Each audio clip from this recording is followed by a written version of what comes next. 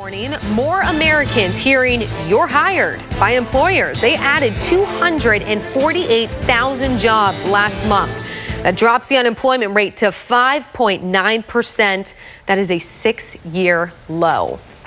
All right, so millions waking up this morning, and unfortunately, they don't know if their bank accounts are safe or not. Tens of millions of accounts hacked by thieves. The JPMorgan Chase breach, bigger than the one at Target and the one at Home Depot. 76 million people, 7 million businesses. And this morning, we expect to learn more about just how deep the breach goes. Chris Williams is live with exactly what information the thieves have. Chris? Security experts this morning trying to scrambling to wrap their heads around what information was taken, how big this security breach is. It is massive. So far, it appears that hackers had access to contact information, email addresses, and phone numbers, setting up millions of people for potential phishing scams. And it's not just 76 million individuals. 7 million small business owners may have been victimized as well. Some customers may not have seen money disappear from their accounts just yet. But the type of information these online crooks snatch sets the scene for the next act in their effort to potentially steal billions of dollars. Cybersecurity experts say this is the time to be extra aware. I can now target you and send you an email that says, "Hi, I'm with Chase Security, and due to the recent breach, I'd like you to change your password. Click on this link." Clicking on that link, you may download malicious software, otherwise known as malware, and they now have remote access to your system. He offered up some advice on protecting yourself. He says if your bank offers some online information where the tools that notify you if there's been a big transaction, make sure you use that. Also use prepaid cards during any internet transactions and avoid using your PIN number when you're making or when you're purchasing items. Live in Phoenix, Chris Williams, 12 News.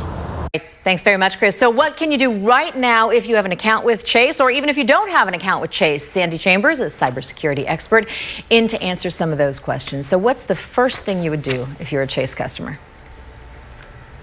Chase customers have to be vigilant right now, and I think it's both Chase and non-Chase customers. They need to be monitoring their account statements on a regular basis and looking for potentially unauthorized transactions.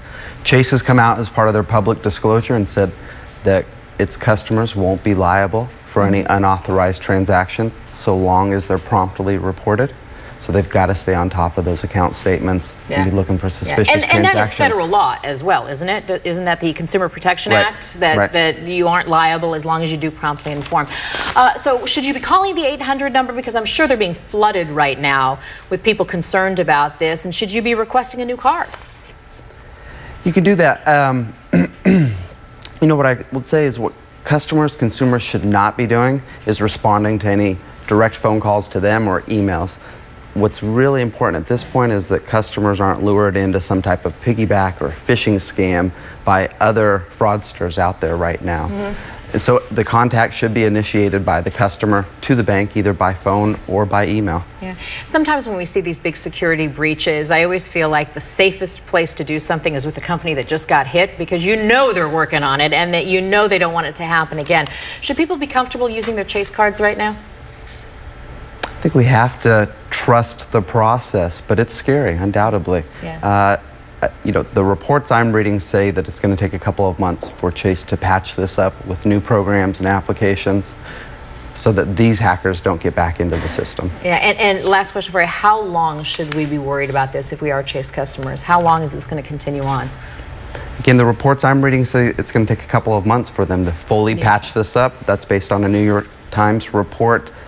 Customers have to stay vigilant constantly. That's the reality now. It's the new normal. All right, thanks very much. Appreciate you coming in this morning. Thank you. Emma?